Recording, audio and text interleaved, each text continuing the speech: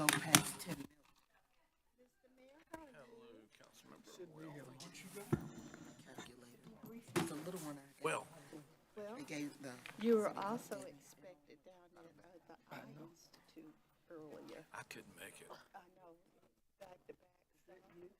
So,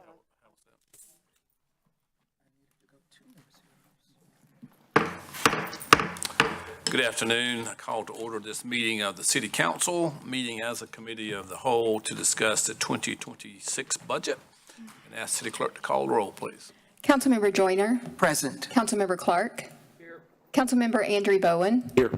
Councilmember Scipio. here. Mayor Pro Tem Adams. Here. Councilmember Taylor. Present. Councilmember Hall. And Councilmember Burke. Here. Thank you very much. For the remainder of the meeting, I turn the meeting over to the Chairman of the Finance Committee, Councilmember Clark. Thank you, sir. We will begin today to discuss the budget. We have another meeting tomorrow, I believe, at the same time. And that'll be it for the week. Next week, I know Tuesday, we have a neighborhood or community gathering at Little Creek, I believe. And so those are the next three meetings. With that, Mr. City Manager, do you have some opening comments before Mr. Tesh takes over? No, not really. Well, I'll take it just a moment and have Scott come on up. We gave you the budget presentation on Monday with the document, so hopefully you've had a chance to at least glance through those and start putting up, figuring out what questions that you have for us. Scott's going to spend some time going over in more detail the things that we talked about on Monday, and we'll stand ready to answer your questions as we go along. Mr. Tesh? Oh, I'm sorry. I'm going to have to rule you out of order. Then pass you the gavel. That felt good. I don't know if y'all, it was one of the coaches I heard speak the other day said he named his dog Coach so he could say, Coach, sit down. So give him a little power, get a dog named him Mayor. I would suggest we let Scott go through his presentation in its entirety, write down any questions you have, and then we'll answer questions at that point. You got it. Thank you, Chairman Clark, Mayor Pro Tem, and members of the City Council. First thing I want to do before we get started today is turn around and say thank you and recognize the members of the budget staff who are all Y'all sitting stand up. Stand up.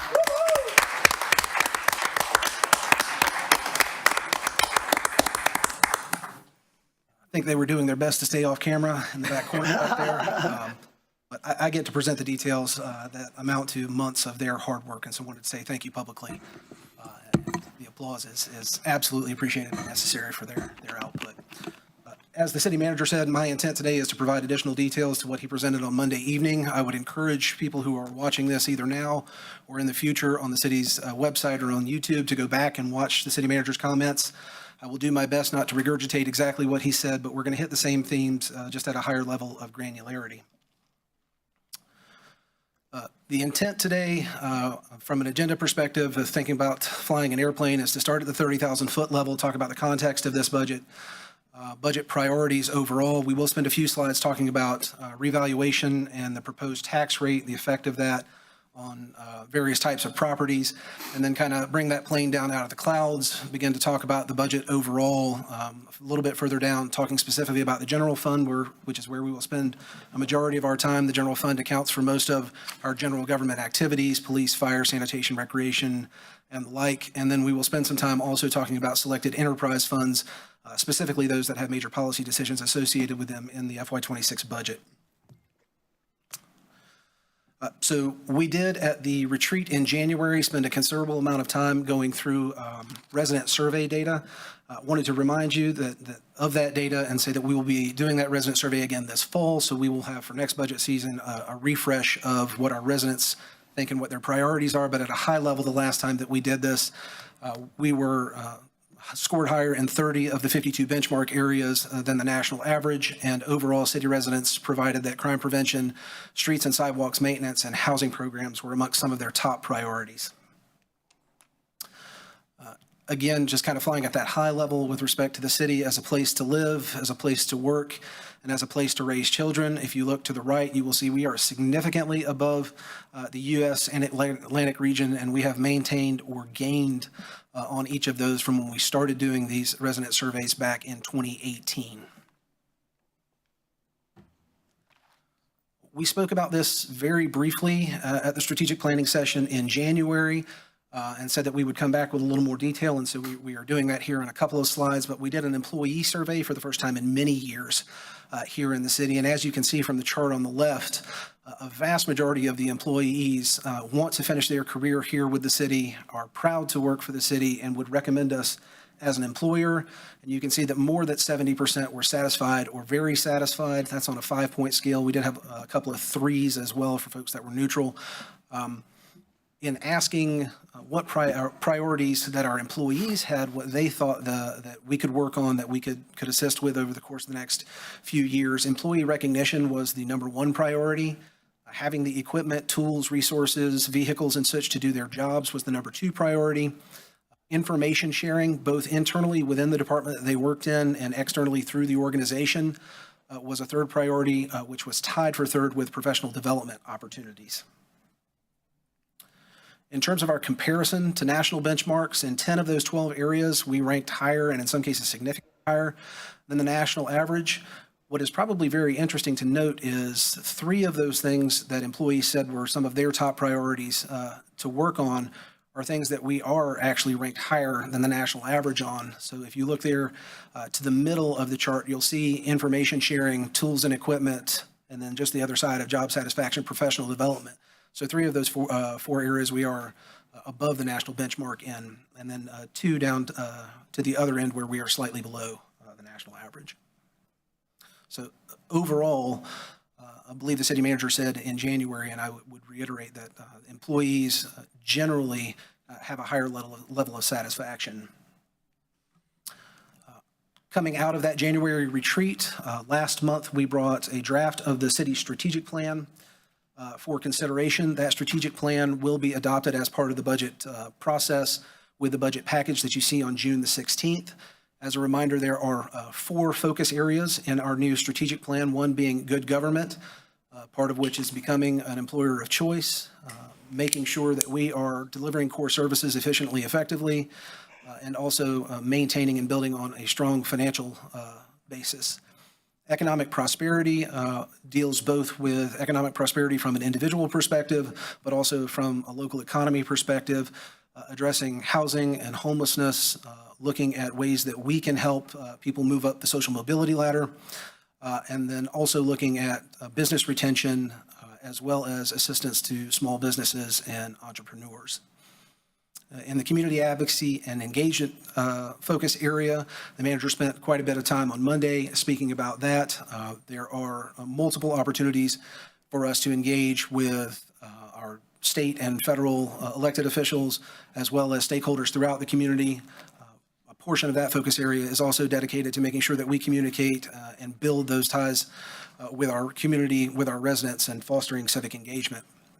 And then last, in the livable community area, that specific focus area speaks to public safety and the perception of public safety, making sure that our neighborhoods are maintained, that the overall aesthetic of the city is pleasing, and that we have the amenities and programs that make us a community of choice for everyone who currently lives here and visits. Again, the city manager spoke about a lot of uncertainty. We have talked about this at the federal level and the state level with respect to funding.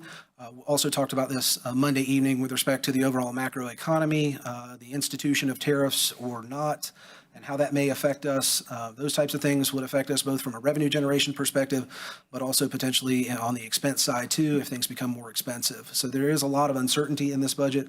I would say that this budget does our best to maintain the status quo, maintain the services that we are currently providing, and to the extent that the state or federal government makes significant changes, we would have to come back to you with how we would address whatever those policy or funding changes are that come down the pipeline in the future. So as far as budget priorities, and these tie directly to the large policy decisions that are in the budget and to the tax rate in many cases that we are proposing. The first is to continue investing in employees to become an employer of choice, total compensation package, both pay and benefits. We will talk about what is in this budget for all employees, but continuing on the work that City Council did in adopting the compensation and classification plan last year. We want to make sure that we are keeping up with market conditions and that we are attracting and retaining quality talent throughout the organization. As I said on the last slide, a lot of what we're going to talk about for the next hour and a half is the maintenance of service levels. There will not be a lot of opportunities on these slides for me to tell you that we are enhancing services, but there will also not be any opportunities where I will tell you we are decreasing services. And we will talk about that specifically as it comes to the transit fund, which you know a good portion of the proposed effective tax rate increase, that being above revenue neutral, is related to our transit services.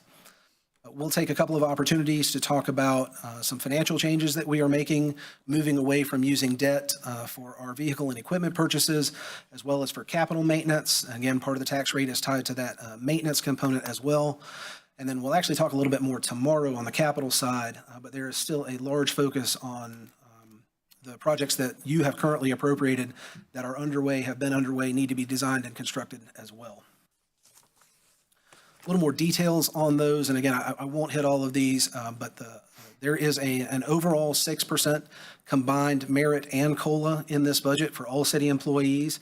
If you were on the step plan for police and or fire, that 6% would be the same for you as well.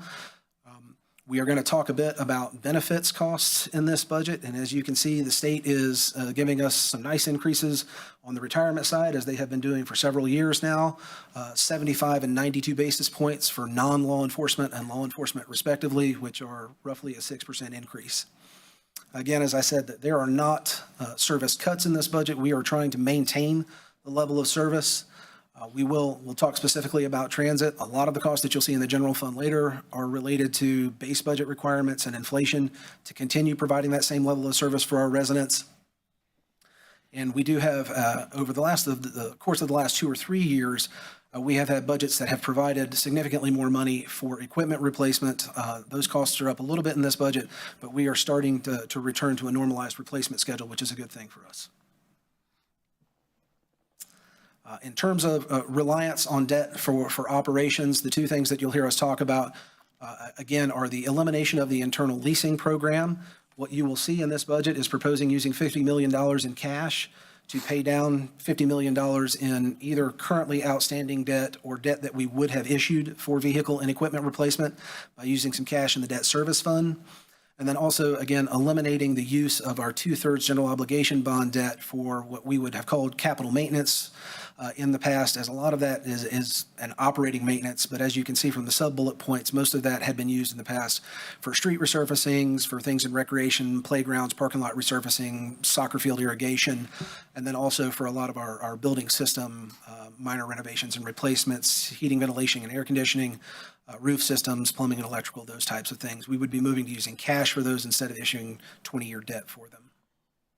In terms of completing already funded projects, again, we will hit on this in much more detail tomorrow, but two things to note. There is a small restructuring of the engineering department with the intent to be able to get to design and construction faster in some of the projects that are out there. And the second bullet point being that there are more than $200 million worth of unused appropriations already from prior budgets for a myriad of things, and that excludes utilities. Utilities, the city-county utilities by itself is a very large, much larger component. So again, as context, we're going to talk about revaluation. I would encourage anyone that's watching this, again, go back to the February meeting of the City Council and watch the video from the County Tax Director. I'm going to hit several of the things he did, but at a much higher level, and then get directly to what that means in terms of the proposed tax rate. So revaluation in North Carolina is required at least once every 8 years in every county in North Carolina. Here in Forsyth County, we do it once every 4 years.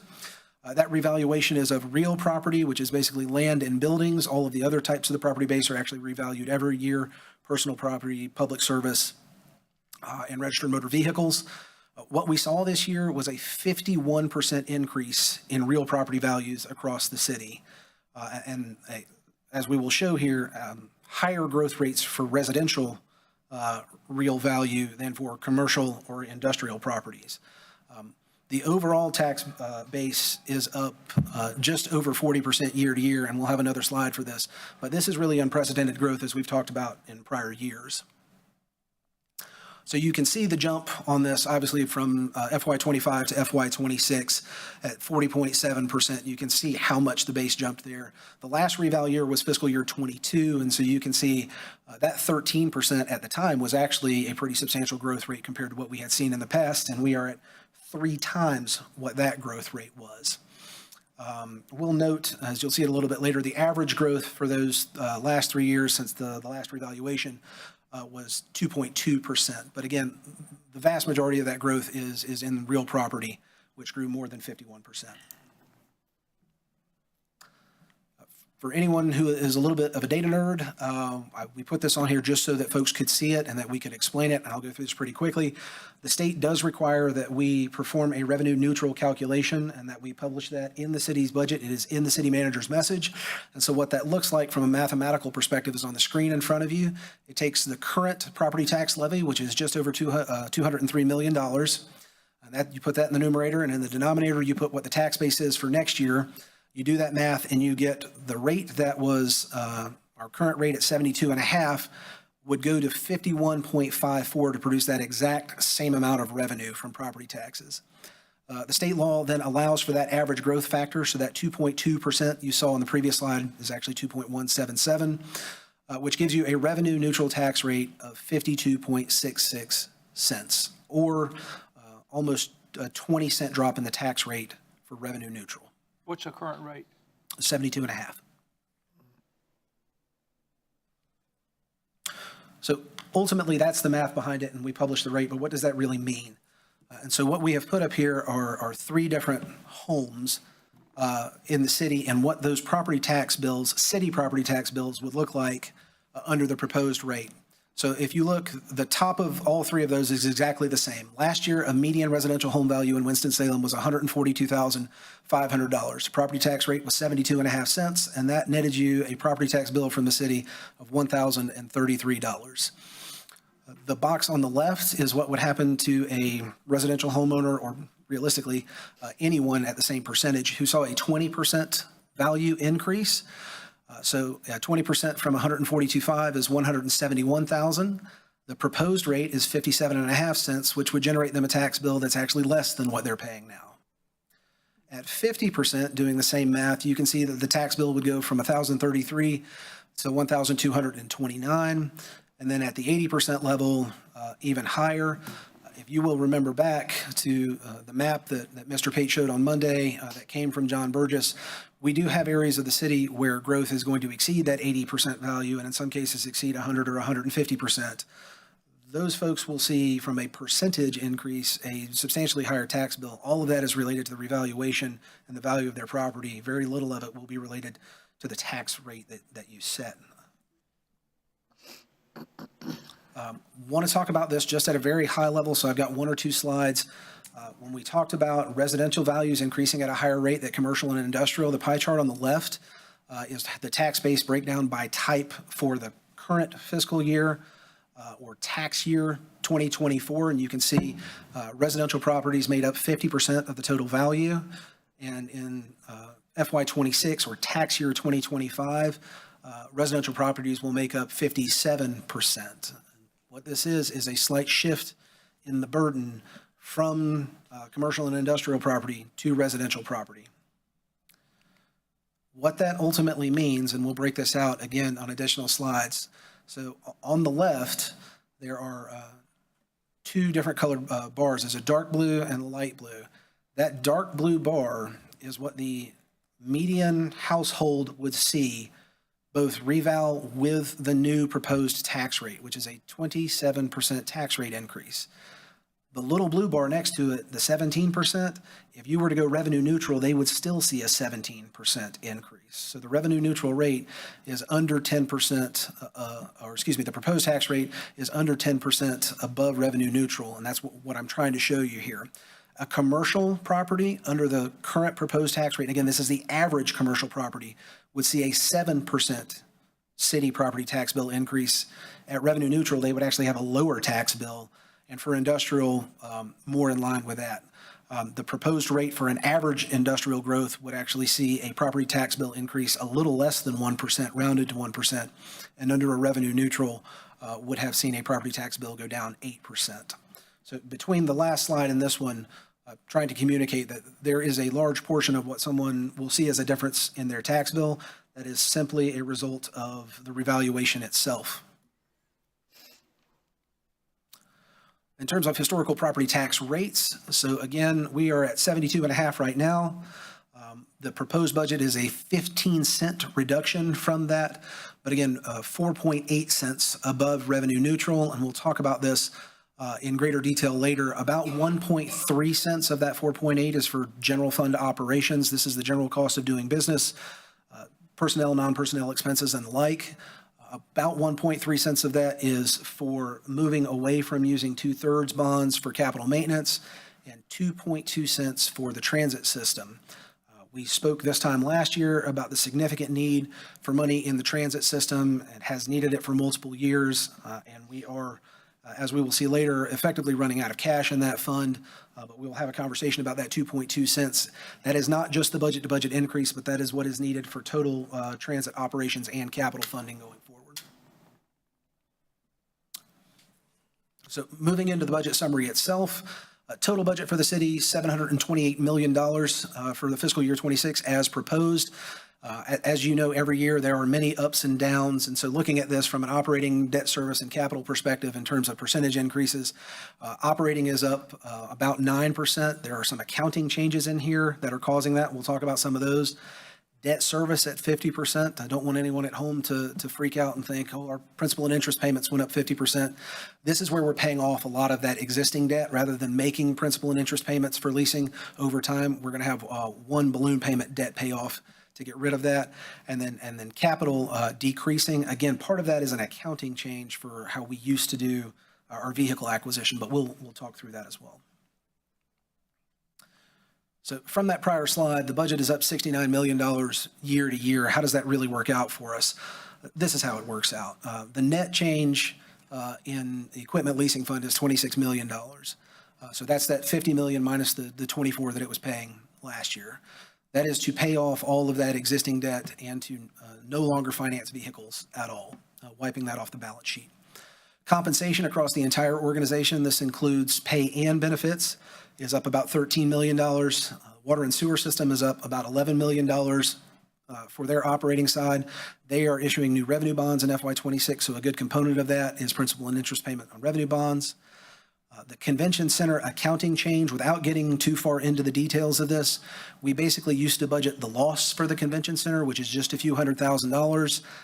When Dan Goggerty from Cherry Beckert came last week, he told you that we're now having to budget everything that Hospitality Ventures Management Group records as an expense and revenue. This does not change the city's budget overall in terms of net.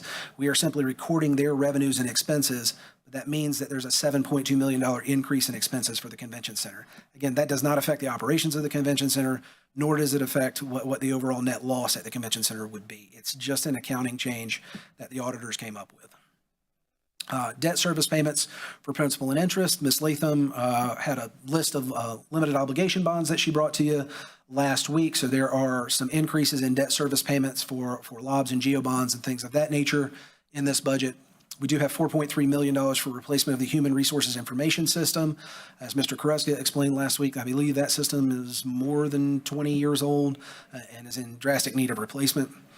And then the other is a net negative number. There are lots of ups and downs in the budget. Generally speaking, these are the high-level considerations and number changes. Two pie charts here, one on total expenses and one on total revenue. Again, environmental health takes up the largest component of our budget because of our city and county water and sewer system. Public safety is another 22% of our total budget, with police and fire being the vast majority of that. Police and fire are more than half of our general fund activities. Debt management year to year is up again because of those that one-time debt payoff. And then you can see general government, transportation, and the like as the rest. On the revenue side of the equation, property taxes make up just under a third of what we take in. They support general fund the transit fund, and the debt service payments. Just under 30% is charges for service, where water and sewer was a major component of the expense side. It's also a major component of the revenue side. So that is mostly water and sewer payments. Sales taxes make up about 10% of what we get. Net reserve appropriations, again, you'd see that up year to year. We're appropriating cash to pay off those debt payments. So in '27, we would expect that number to go back down. We'll stop at intergovernmental resources and say, again, this budget is kind of a maintenance budget. We are presuming that we will get federal and state revenues that we normally get. A lot of what you see in that 7.9% is HUD or FTA funding from the federal government. It is the Powell bill funding from the state government, and to the extent that those are significantly decreased, we would have to come back to you with strategies on what that means for us in terms of operations and capital spending. At a very high level, major tax and fee changes. Again, you see the 4.8 cents above revenue neutral for the tax rate broken out, as we've talked about, for general operations, for capital maintenance, and then for the transit fund. In addition, the Winston-Salem Forsyth County Utilities Commission has a 5% average increase effective in July for water and sewer rates. We are recommending a 4% rate increase, which is lower than the 8% we've done the last 2 years, and stormwater to be effective in January. And then there are quite a few recreation facilities and programs fees that the Recreation Department took a look at this year, recommended for change based on benchmarking data of peer jurisdictions and costing methodologies. We'll show you a couple of those as examples, but there are quite a few recreation fee changes in this budget as well. Every year we show the taxes and fees charts, how we calculate what an average resident would pay in taxes and fees, and then what that looks like compared to some of our peers. Again, at the top of that, you see a pretty substantial increase in terms of the proposed property taxes. Again, more of that is the revaluation than it is being above revenue neutral. Water and sewer charges would amount to about $34 a year in changes. The stormwater fees would be roughly $2 a year, and the motor vehicle privilege tax would not change year to year. We do have the assumptions down there at the bottom, but what this means for the average residential taxpayer is about $27 a month. Again, about $14 or $15 of that is just the reval itself. So what do we look like compared to some of our peers? We are actually presenting this budget a little bit earlier than we normally would. So I will tell you the Winston-Salem chart on the right includes our proposed data, and the four to the left are what they were like last year. In a couple of those cases, you're going to see some significant changes. I do think a couple of those cities are going to go tax rate neutral. They may have some pretty substantial water and sewer charges, but I do know that Durham presented Monday night, and they have a proposal that was nearly 15 cents above revenue neutral. I don't know what their tax base looked like, but you would see, at least in the case of Durham, a very substantial increase in property taxes. From conversations with my peers, I think we're all seeing a lot of the same things and trying to figure out how to deal with it. And we may be dealing with them in different years. And so Greensboro a few years ago had a reval, and they basically kept the rate the same. Charlotte kept many cents on their tax rate about 2 years ago. Some of those cities are going to have revals again next year, and although their rate may hold steady in '26, you might see some higher effective tax rate increases in future years. We will attempt to bring this back to you, if not tomorrow, next Wednesday. All of these cities have proposed, many of them, again, this week. We've not had the opportunity to get all of the granular data that's in this, but we will bring it back to you what we look like proposed to propose compared to those other jurisdictions. What you can see from this, realistically, we're still below everyone else, and our closest neighbor, Greensboro, even not adjusting for what they're going to do with water and sewer and other fees, you would still be paying less in Winston-Salem in essentially the same housing market with essentially the same income. I want to stop for a second and talk about recreation user fees. We have a proposal to change a lot of these. You'll see the user fee manual as part of the budget package as well. There are 69 user fees that we're going to change, and that sounds like a whole lot. But what I will tell you, if you look at the chart on the left, the way that they break down, so for aquatics, 9 of those, you got to remember that there's the rate for if you're 3 to 17 years old, there's the rate for if you're a regular or just a regular adult rate. You've got resident and non-resident rates for many of these types of things. Particularly when you get to Winston Lake Golf Course, there's the 9-hole rate, there's the 18-hole rate, there's the walk-in rate, the cart rate, the monthly rate, the yearly rate. So it's 69 sounds like a lot, but we're really just changing them in 4 or 5 major areas. Over on the right, we've tried to give a representative example of what some of those look like. So for instance, aquatics for someone just under the adult age, going up $1 from what it currently is. That fee has not been changed in more than 20 years. For after-school and summer day camps, you can see some changes there. Again, they have not been moved in a long time. I will say from $100 to $140 for that monthly after-school fee sounds like a pretty hefty increase. I have a 7-year-old at the YMCA. The non-member rate for YMCA for that same thing is $315 a month. My YMCA membership's $100 a month, and I pay $265 a month, even with the discount for the membership. So we are still substantially less than the nonprofit providers, or at least one of them that's providing the same service.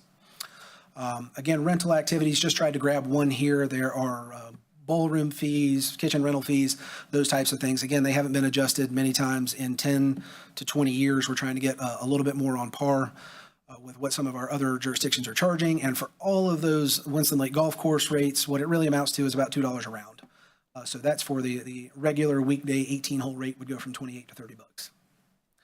So quite a few there. In terms of overall revenue generation, this produces about $330,000. It's not a major component of the budget, but there are a lot of these fees changing. Wanted to bring them forward to you.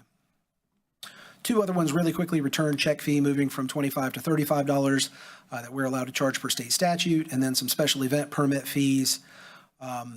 Based on the number of departments that touch these, the administrative expense in reviewing these is a little bit more than what we were charging, and so our economic development folks had recommended these, and we have included them in the proposed budget as well. Again, they don't create a lot of revenue generation, but do want to make the public aware of those.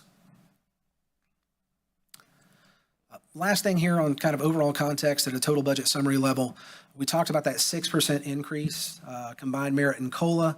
This chart is from the Association of County Commissioners, who do a poll in concert with the League of Municipalities, and they go out and ask every city and county in North Carolina, what are you proposing for merit and COLA?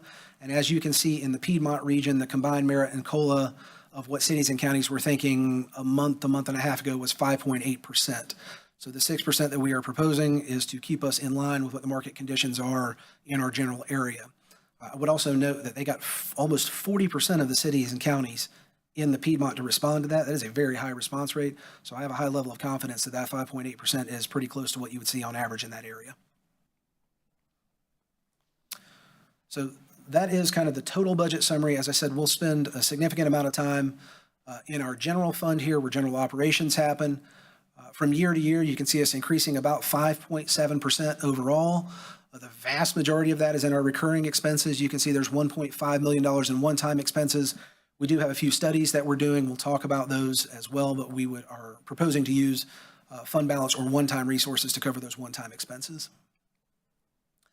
Every time I stand in front of City Council, I promise to you I will not bring you this giant table back every year, and every year it somehow makes it in. This is the overall budget summary for the general fund.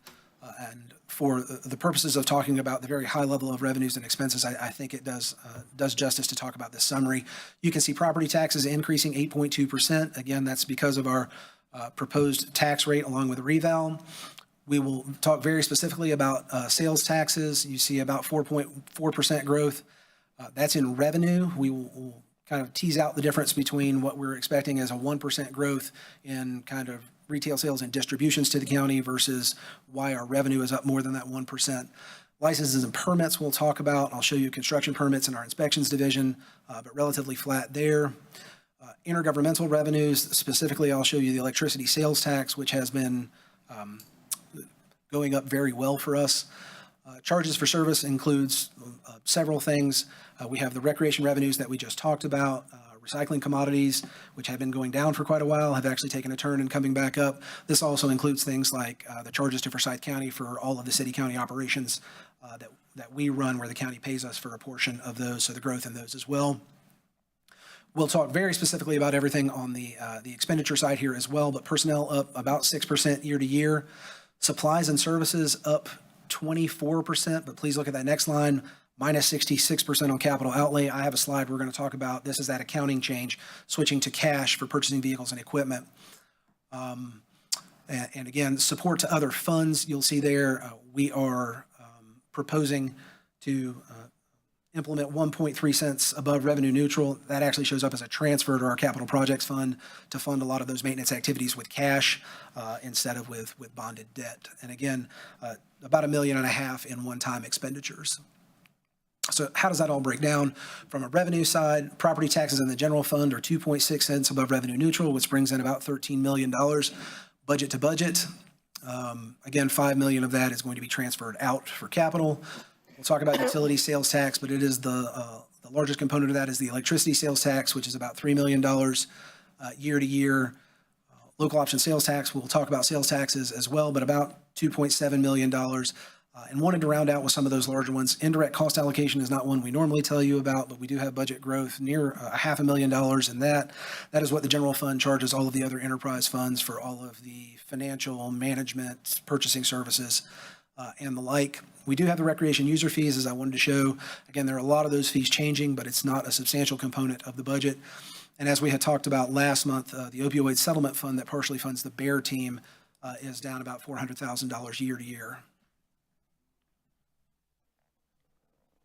So let's talk sales tax.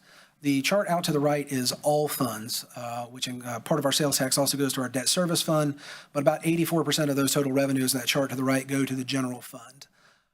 You can see from July to February, we had just under 2% growth. Some of that is due to a change in refunds. We have projected 1% growth in distributions, which is relatively conservative and in line with what many of our peers are doing. And again, on the prior slide, you would have seen growth in the actual revenue higher than 1%. The way sales tax works is that money comes back to the county and then is distributed throughout the county and all the municipalities in the county on an ad valorem basis, which is our percentage of property taxes. And because you raised property taxes last year, we're getting a bump in sales tax related to the distribution method. So the vast majority of sales tax revenue increase isn't because we're expecting sales tax to be better, it's because we raised taxes last year. Combined utility sales tax receipts, again, this chart going up very well. The vast majority of those receipts are electricity sales tax. So when you pay Duke Power, there's a 7% on that. Every city in North Carolina gets a component of that. Duke has been raising their rates slightly, and people have been using the air conditioner as it gets hot, apparently.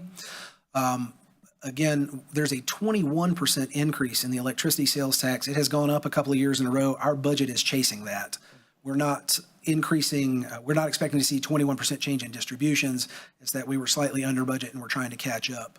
For the other three, pipe natural gas, telecommunications, and video programming, we continue to see negative growth and have for the better part of 15 years at this point. Down at the bottom, the electricity sales tax of these four used to make up 54% and now makes up nearly 75%. We are projected to collect in 2026 50% less in pipe natural gas, telecom, and video programming than we did in 2009. Those are simply going away. Telecommunications is based on landlines, and people are getting rid of landlines, and video programming is tied to cable and direct TV type providers.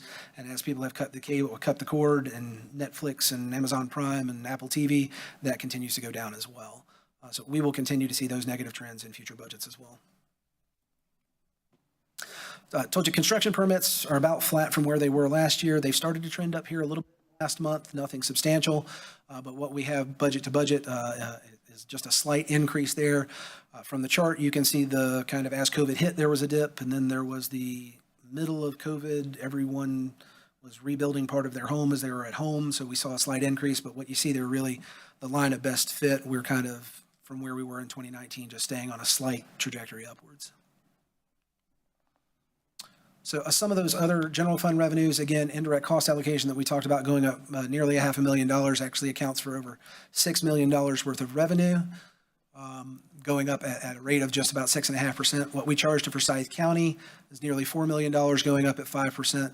Councilmember Taylor, you asked about ABC distributions about a month ago, and I told you they were doing well.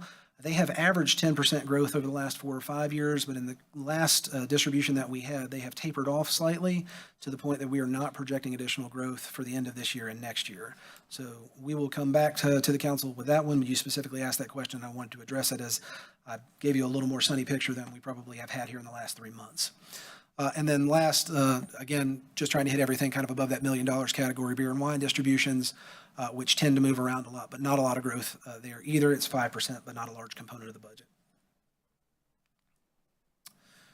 We've talked about this kind of several times, and so I just want to hit it again. Total PAL bill revenues, $8.7 million. They cover general fund operations and contracted street resurfacing. In the general fund, this covers part of vegetation management along city streets. It covers street maintenance programs and in-house resurfacing. It covers sidewalk maintenance. And if the state were to take that away, we would have to come back with some type of strategy to increase revenues or cut services in some way. Again, that is based on whatever the state comes back out of their budget with. We will provide you some recommendations, and the city manager will speak with you directly on that. But again, in what the Senate bill passed out, had $0 in the biennium, which would be north of $17 million lost in 2 years. On the personnel side, so a total 6% growth between salaries and wages, benefits, and adjustments to our salary savings adjustment. You can see there about 5% growth in salaries and wages. Benefits growth much higher than that, again, because of the retirement costs mostly coming from the state. And then there is a change in our salary savings adjustment. When we talked budget last year, we said there were a couple of authorized positions that had been in the organization that hadn't been budgeted for, and we have recognized those. We have been paying for them for many years, but just recognized them as part of the budget this year. And so we adjusted the salary savings adjustment to account for the fact that we had been paying for them for several years. But overall, 6% growth in the general fund in terms of personnel expenses. From that benefit side, so again, you see that $5.8 million cost. What is that? The highest component of that, retirements, deferred compensation, again, from the state, as well as changes that we have for law enforcement. Healthcare and dental, the vast majority of that is healthcare costs that we are expecting to rise. And then workers' compensation claims have been going up at a rate just under 10% for the last couple of years. Social Security and FICA will obviously go up anytime that you raise salaries, and then we have a few other types of benefits that don't have a material impact on the budget, but did want to show you that healthcare and retirement are the main drivers of our benefits costs. On the supplies and services side, again, total supplies and services and equipment together up about 3.2%. This is where I'm going to stop for a second and break out how we're doing this cash and equipment differently. That top line that says supplies and services is that without any of the equipment changes in it. That is inflation in contracts, and we'll talk about it on the next slide. But at 3.2%, that is roughly what inflation is at the current level. The next three together, what you see fleet replacement charge is the new fleet replacement charge in the 26 budget. And then you see cash, equipment, and replacement. So in FY24, those two together were essentially zero. And if you put them together now, they're $17.7 million. If you look at the next line down, you'll see that those P&I payments were $17 million last year. So we took $17 million worth of P&I payments out, and there are now $17.7 million worth of cash payments. Again, inflation in vehicle and equipment costs there and getting back on the replacement schedule. But we will be saving a significant amount of money in interest payments by going to this level. So again, overall, about a $600,000 increase year to year in terms of fleet and equipment acquisition costs, or about 3.5%. So that top number of $2.5 million, what is the accounting for that? The vast majority of it, inflation and service level requirements, what we call base budget requirements. 2.1 million of that, most of it is in contracts. You can see a couple of things that we highlighted out to the left. Police contracts for the Real-Time Crime Center and Axon, which does all of their video services. Our mowing contracts and vegetation management that are on CPI adjustments. Some upfits to the Ronaldo Road Recycling Center that are needed, sanitation routing software, an eviction diversion program that we've had for several years that's coming into the general fund. And then there are just a lot of things under that $100,000 level from an inflationary perspective. Next thing on the list, facility and arc flash assessments. We are proposing and are going to do a facility condition assessment, the basis of which we will use for maintenance and repair budgets, renovations, and where facilities need to be completely replaced, taken to the ground, and put back where they are or in some other place. But we have $800,000 set aside for that. And then an arc flash assessment, which is really kind of an electrical hazard assessment that I believe OSHA is very much wanting us to do. And so, of course, we want our employees to be safe. Safety is a priority in this budget. And so we have about $500,000 for that assessment for the entire city as well. Information technology costs, including phones, are up about $800,000 year to year. I won't go down this entire list, but you can see there our utilities costs, both for streetlights and our buildings, fleet maintenance costs. So we talked about acquisition on the last page, but just maintaining the fleet. And then on down the list, collections costs from the county for property taxes as well as credit card fees. I will note, we will talk about community agencies very briefly tomorrow, but there are a few of those agencies we're moving into the general fund this year that were previously in the Housing Finance Assistance Fund that really didn't do housing, and it didn't make a lot of sense for them to be there. So we have administratively simply moved them. They're still a local resource, but moved them into the general fund with the rest of our community agencies. I did want to note supplies and services are down nearly $4 million. Just because we had a one-time $4 million cost in this budget. It's not because we've eliminated $4 million worth of parts and supplies. The self-contained breathing apparatus in the fire department was a one-time expense last year, and so we're recognizing obviously that we don't have that expense in FY26. Again, $17.7 million worth of equipment replacement using some of the same visuals that we've used in the past. I do want to highlight, again, light vehicles purchased as hybrids or EVs where we have the chance, so where we have the opportunity to put in that infrastructure for electric vehicle charging, and we can make those choices, we will do so. We do have 80 police pursuit vehicles in this budget, as well as 3 heavy apparatus or 3 fire trucks. We are getting back on schedule for the fire trucks, and I would hope that over the course of the next years we get to a schedule where we don't have 3 of them every year in, where we get to a more normalized schedule, but we are continuing to make sure that we catch up on the replacement schedule for fire apparatus. For anyone who wants to see the full list of equipment replacements, it is in the very back of the proposed budget. There is a supplemental section that shows, I believe it's about $26 million worth of equipment that would be purchased both in the general fund and in all of our various enterprise funds. Quick note, we've talked about this use of fund balance in several years going back. The city used to appropriate fund balance as part of just balancing the budget. Under former budget director Patrice Toney, we stopped doing that, which is a best practice. We are, again, recommending to use just a little bit of it for some one-time needs for the facility condition assessment and arc flash hazard assessment. And there is a little bit of the remaining, what I'll call ARPA fund balance, that is used for the 2 positions that are doing recovery grant monitoring for the $13 million roughly worth of ARPA funds that were given out to various community agencies. There are a few things still yet that we don't have in the 26 budget. Want to stop and say we have recommended a property tax rate that is above revenue neutral. That is, again, to meet the current service levels that we are having and continue providing those. Our operating departments did have a lot of requests in addition to what we are recommending, nearly $8 million worth of personnel requests, many of those in our fire and recreation departments, but many other departments across the board as well that we're looking at either new programs or additional assistance for what they're providing that you don't find in this budget. Nearly $7 million worth of additional operating requests, again, in various departments. As the manager spoke about on Monday, we do have $5 million already set aside for affordable housing as part of the FY26 budget, but going into fiscal year 27, there will be a need if you wish to continue doing the affordable housing RFPs that you're doing or in any other format to create additional resources for affordable housing. Street resurfacing, the manager said $4 million on Monday. You see a $5 million number here. The difference in that is simply we're using the average cost of resurfacing, and that number varies over time. To get onto a 30-year schedule, you're in between $4 and $5 million a year, and it depends on how much you want to front load it and how bad those first couple of streets are that you want to do. But we increased the motor vehicle privilege tax last year to increase our amount of resurfacing, but to get to a 30-year schedule, you are in need of an additional penny or a little more to get to that more regularized schedule. And as I mentioned, there are a lot of community agency requests out there as well, just on the local side, not including those that asked for federal money.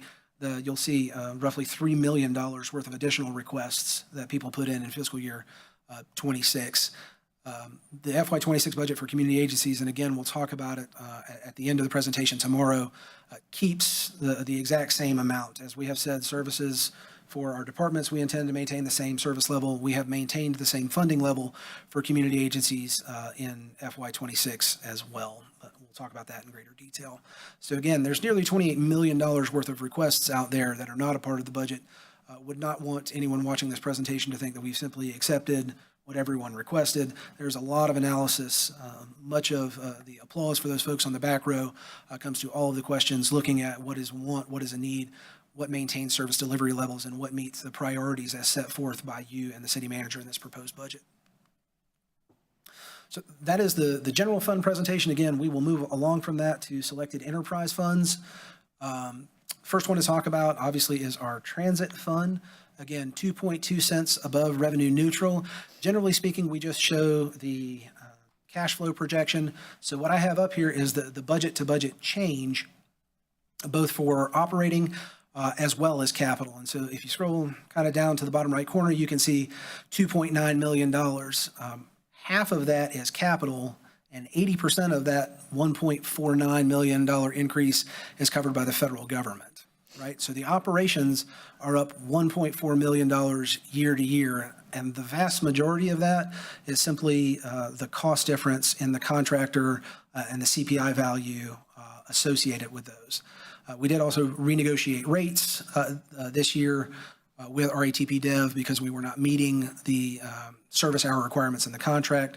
So all of what you see essentially in fixed route and Transat cost is really related to continuing to provide the same level of service through RATP Dev.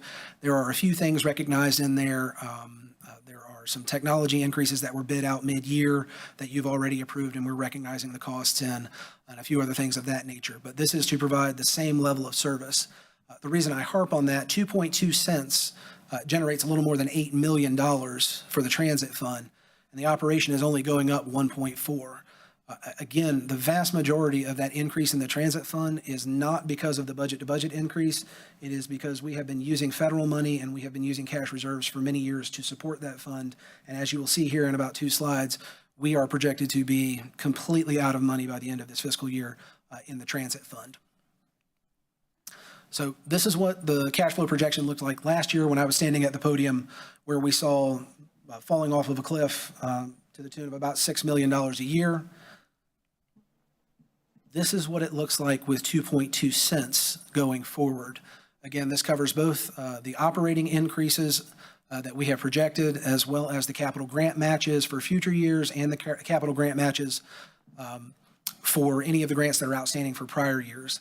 I want to stop and say 2 things here. It does not include, and there's a slide on this, but it does not include projected renovations to either the transit center or the Hampton Haith facility. And I also want to say, although we are above zero, as we have said, this is just 2.2 cents is just the amount that keeps us in the black.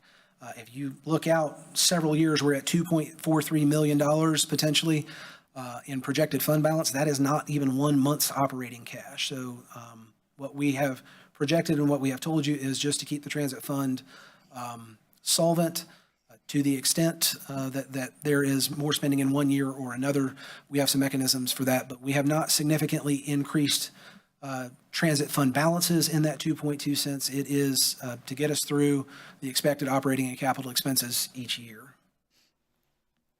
In terms of focusing on good government, I would recommend in future years that we look at what the fund balance, appropriate fund balance in this fund should be, and see if we can make adjustments to it as well.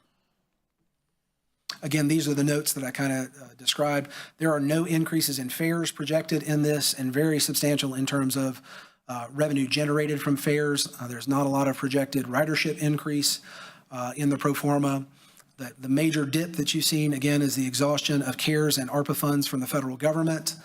We do have all of our projected expenditures for local matches for capital grants in there, but does not include, again, any major facility renovations.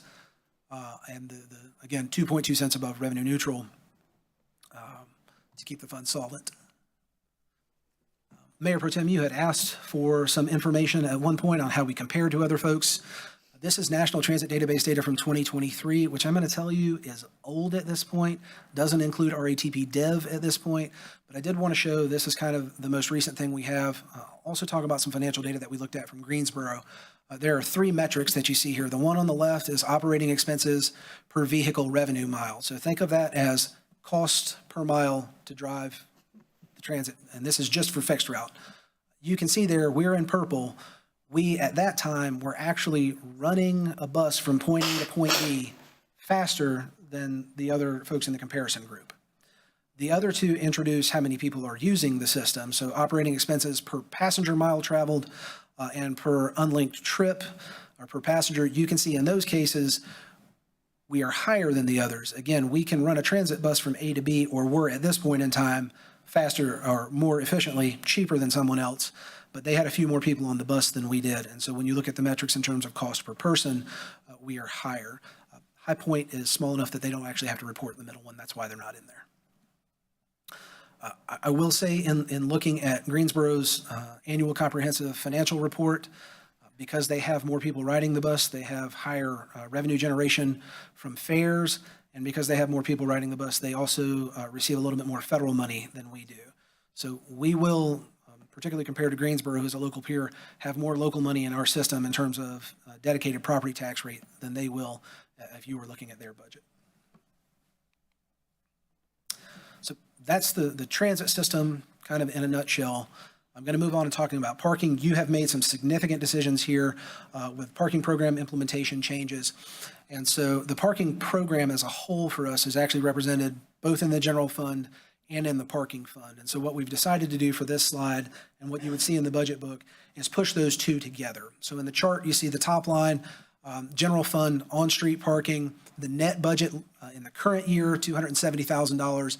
Proposed net budget for next year basically reduces it to zero. Most of that is related to the new fees that we are charging for on-street parking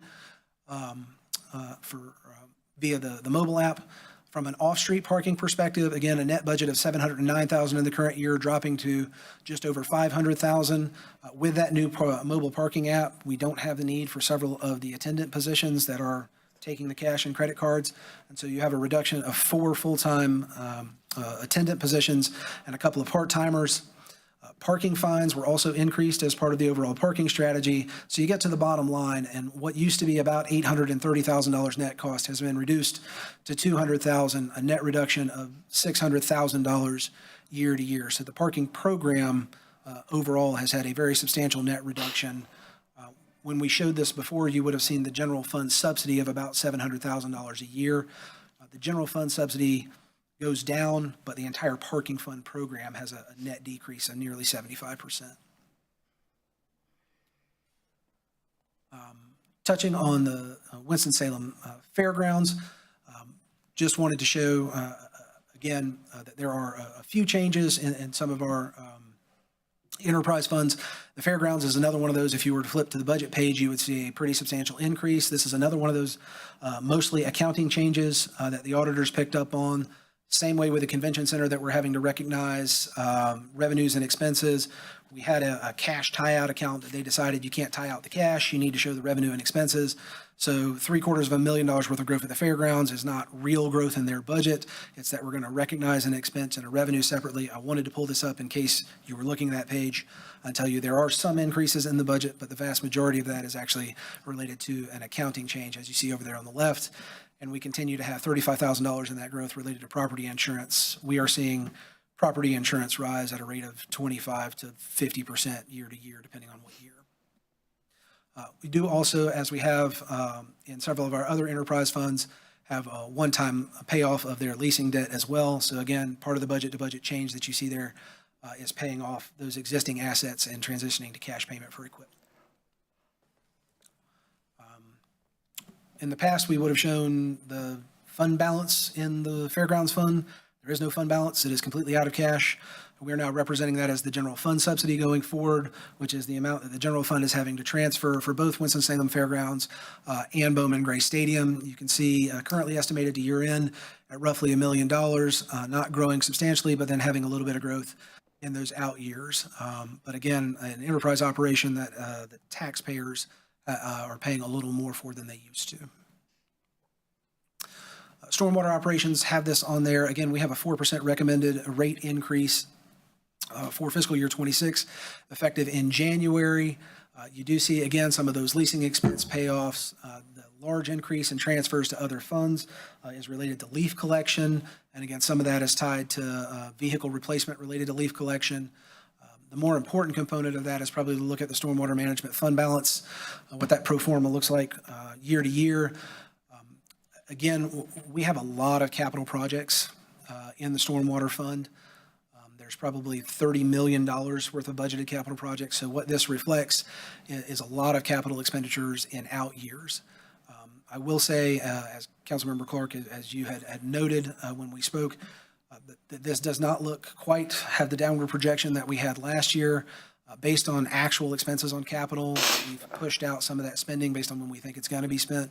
But what you have here is not too far outside of that 2030 in the window without either more aggressive rate increases or revenue bonds that we will run into a cash flow issue at some point, kind of a few years out. Believe I've hit on the vast majority of these just in looking at the chart, but again, bullet points on some of the assumptions and notes that are in there, that bottom bullet point being that there will need to be either debt issuances or more aggressive revenue generation in future years.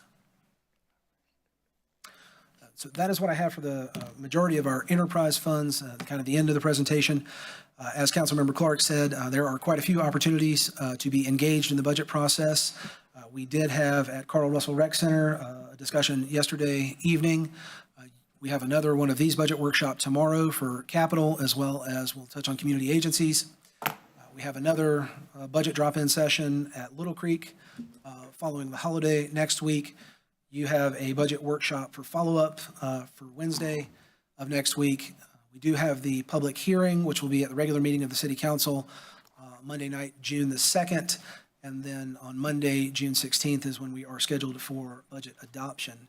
I'm happy to take any questions that you have relative to the overall budget. Okay, we'll just go around. Any questions?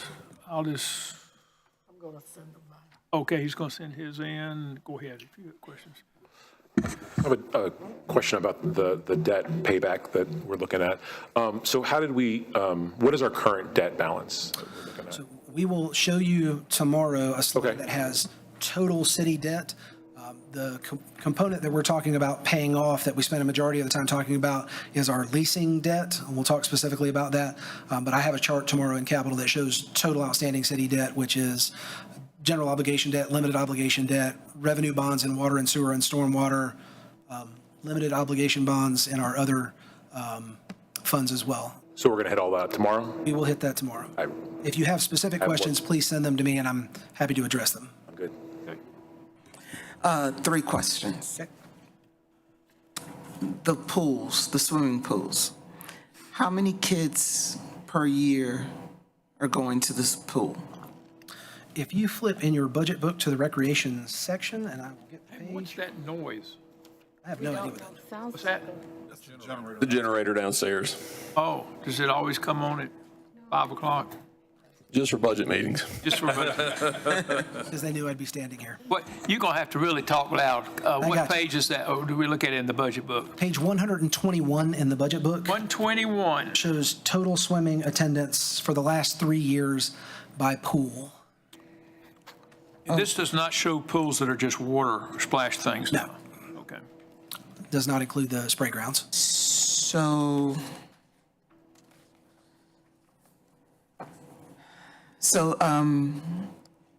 things are flat as far as attendance, looks like in most cases.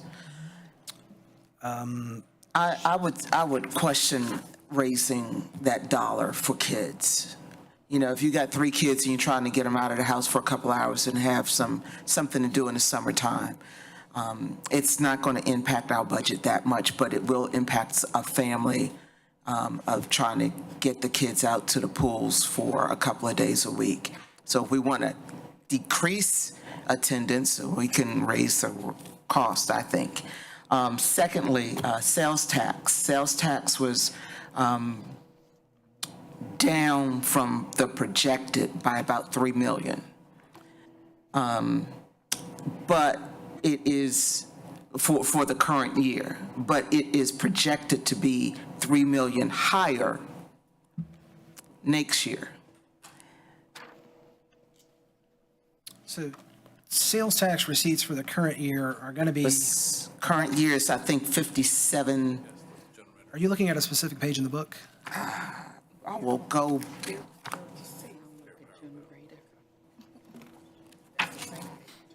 Something else.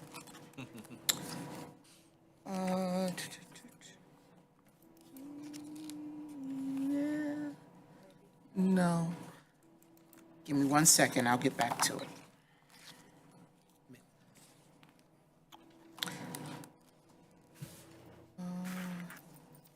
It was the overall sales tax for the projected, and we are general fund resources, page 22. Page 22. All right.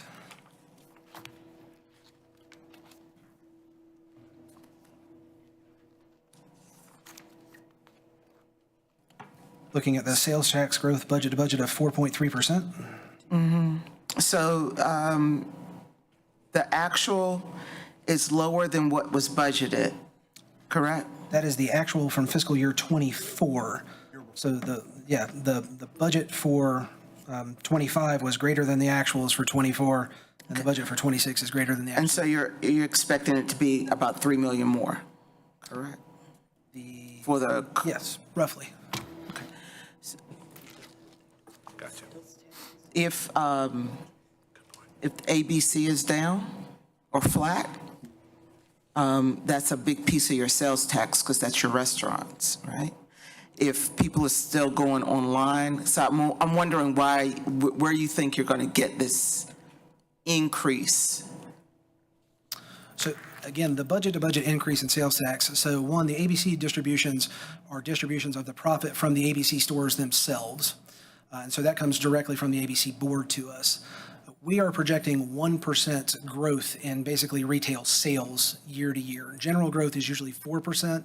And based on what a lot of our peers are doing, and again, we're at 1.9% growth in the current year, which isn't adjusted for refunds. The vast majority of that sales tax revenue growth is related to the distribution method. So it's based on our percentage of the property tax levy, and because you increased taxes last year, we're actually getting a larger percentage of what comes to the county. So a lot of that budget-to-budget increase is not us projecting additional economic activity, it's us receiving a larger component of what's coming to the county as a result of the distribution method. Okay, thank you. Okay. Ms. Scipio. Thank you. Mr. Tesh, I just have a couple of questions just for clarity. In the employee survey data, where we were compared to a national average, is that national average based on municipalities as employer or any employer? So it would be municipal employers. Our survey vendor does this, and so they send out, they have our survey, but they do it also for a lot of other cities and counties as well. They have a very large database of that, and they send out a separate survey from which they generate their national and regional averages. And would it be employer, cities about our same size, or is it just any city? That would have been the national average. I can ask if they could report that data differently by subpopulation, but this would just be the national average. And my next question is, the projects that we have $200 million in projects that we haven't spent the money for. Yes, ma'am. And are those projects we have the money for? So the $2 million is the remaining unspent balance, and that is a great segue to what we're going to talk about tomorrow. Many of those projects, hopefully the amounts that we have budgeted are correct. We do know of a few that will need additional resources, and as part of the presentation tomorrow, we will make you aware of the ones that we know may need additional resources, and in many cases, how we intend to deal with that. Okay.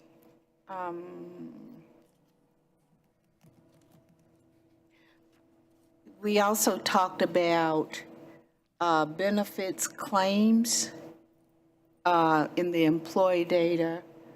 I wondered where are lawsuits, if we had lawsuits that we had to pay. Is that in a different kind of fund? So claims for different types of claims are in different funds. I would have to defer to Ms. Latham. That's probably some information that we could bring you back at a later point. We do project kind of average claims costs over the years. That is rolled into that benefits factor. So if we were talking specifically about the workers' compensation fund, we could provide you kind of what those claims generally have looked like. That's information we could bring back to you. Our civil lawsuits, where are those paid from?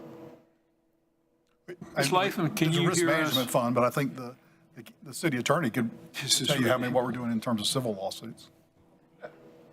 Yeah, the question is various claims, be them civil lawsuits or insurance claims, workman's comps, et cetera. So workers' comp are in a separate workers' compensation fund, which is what Scott presented on as part of the benefits cost, but the other types of claims are paid from the risk management reserve fund. And so that's a separate fund in the budget. Can you get us that number for 24? Yes, we can. Thank you. Yes, Ms. Adams. Mr. Tesh, could you provide us with a Pareto or trend line of our workman's comp payouts over, I'm going to say, because I got on risk management probably in 2010, 15 with a former attorney, Carmen, and Councilmember Clark, and the main reason I was put on that committee was to help us understand that we have to drive safety in our operations. And once we began to do that, workman's comp claims dropped because we were doing, compliance benchmark, safety techniques, and training our employees with follow-up. And I need to see also the breakdown, like I used to see, of what departments are driving these claims and whatever, okay? I'm not against people being compensated if there, things happen. But if we can look at the data and it tells us that a lot of this is our inability to be compliant to safety rules and procedures and policies. We can absolutely provide that to you. We do have an active safety management program, but our finance department will be able to provide the details of the types of claims and whether it's cost increases and or whether it's substantial claims themselves. Okay. I have some questions, but I'm going to check with everybody else. Ms. Burke. Thank you, Chair Clark. Thank you, Mr. Tesh. My question is coming from slide 45, the uses of the general fund balance. You had mentioned during your presentation that $800,000 would be used for facilities replacement and to bring facilities down to the ground. Which facilities are we talking about? So this $800,000 is for a facility condition assessment. We would essentially have an engineer/architect come in, look at the buildings, tell us about the general maintenance of those, and provide essentially a grade. Is that an A through an F? We would use those evaluations to prioritize where renovation and replacement needs are needed most throughout the city across all of our building structures, whether they be general government buildings, recreation structures, fire stations, and the like. So the $800,000 is basically an assessment to provide us what is the inventory of our buildings and what condition are they in. Okay, I misunderstood. It's for an assessment, not to bring any facilities down to the ground. Yes, ma'am. Thank you. Mm-hmm. Okay. I'll give, and I do have a number, most of them I'll communicate to you privately. I do want you to call back up that graph that had the 17% and the 27%. I want to be sure I understand this.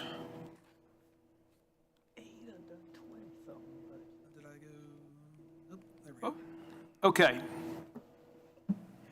is what you're telling me is if we adopt a revenue neutral budget, which means we would adjust for the inflation and a little bit of growth, the average residential would still see a 17% increase. Yes, sir.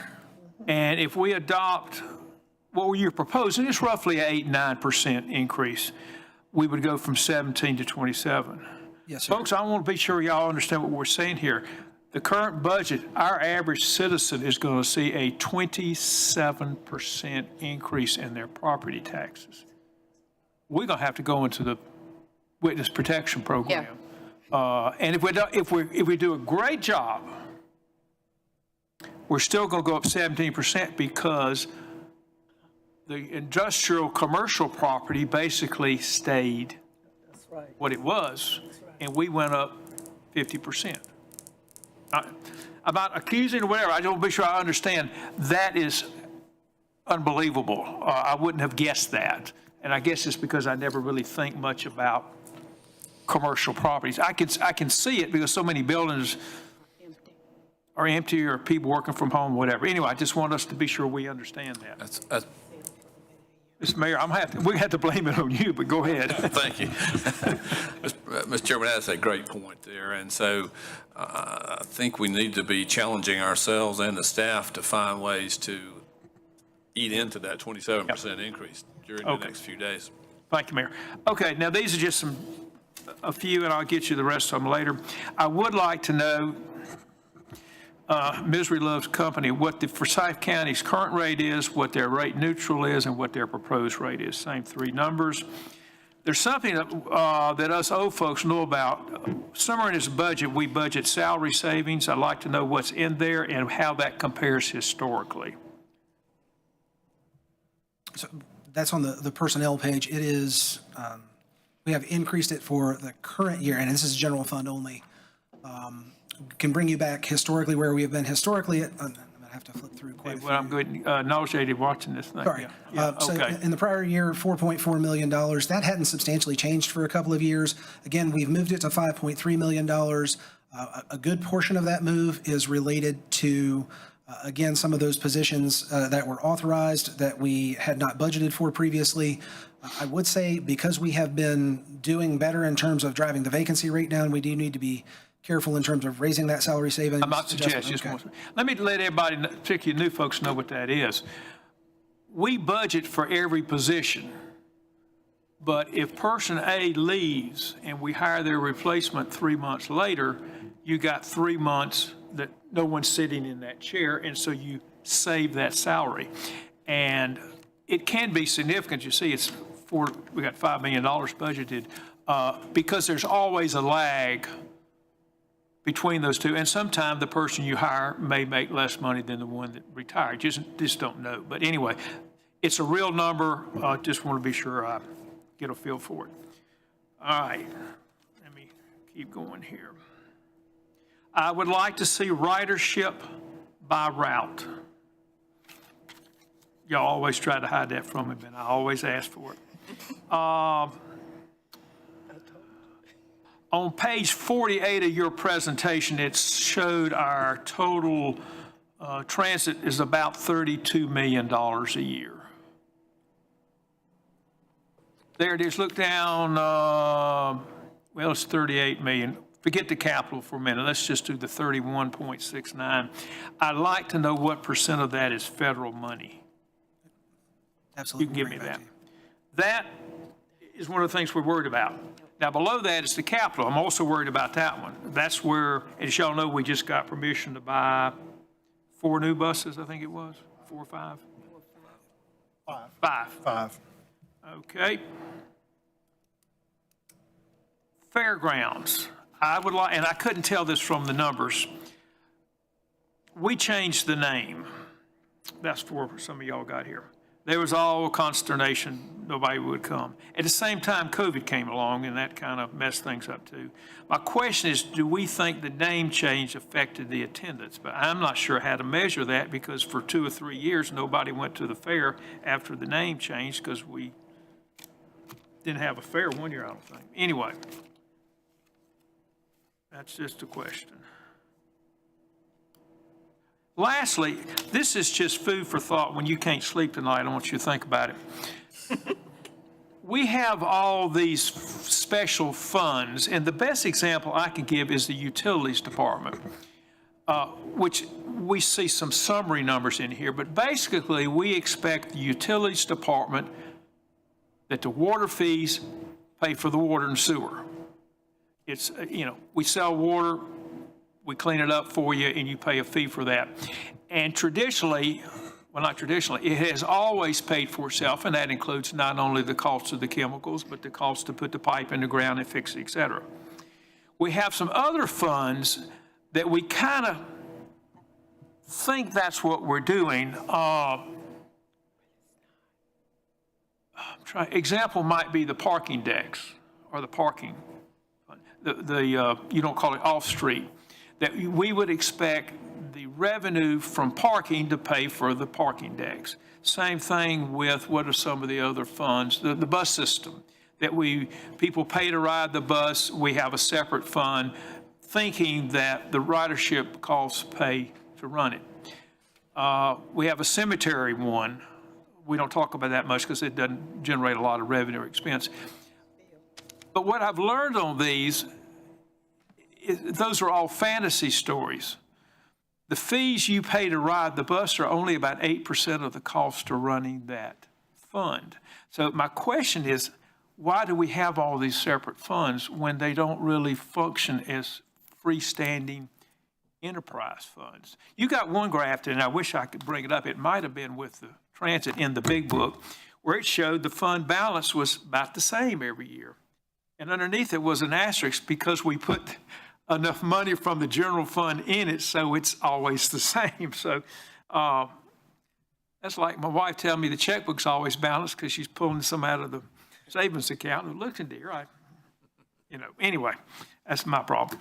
But I'm just raising the question why we have these phantom funds when they don't come anywhere near pay for themselves. And I think that was maybe the philosophy at one time, that things that people pay for should kind of cover the cost of them. But for so many of these enterprise funds now, that's not true. And y'all saw the Bowman Gray Stadium and the Convention Center, and you can just keep on going down the list. Ballpark, well, all of them. Is it worth it? And I'll just leave that out there. And I know, Mr. City Manager, you bring some perspective from Manassas, but we worry about the balances in all these funds, and that's one thing that's gotten us in trouble with the bus system, is we finally ran out of that fund. How it ever got money in it, I don't know, because we've been running at a deficit since I've been sitting here. But I just offer that as food for thought, is why do we operate funds that really don't work as enterprise funds? And you don't need to answer that. You can just think about it while you're eating dinner tonight. But it's not the first year I've raised that. Anyway, Mr. Mayor, I did ask you, you got any questions? I had the one, that was it. Okay. We're finished just in time for the generator to cut off. We will meet again tomorrow at 4 o'clock. Hopefully we'll be finished by 5 when the generator comes back on. Please get with Mr. Tesh if you have any specific questions, and we'll go from there. Thank y'all very much. We'll declare the meeting is adjourned. Is there a motion to adjourn the committee of the whole? Move for adjournment. Second. Second by Councilmember Joyner. All in favor of adjourning, please say aye. Aye. Any opposed? We are adjourned.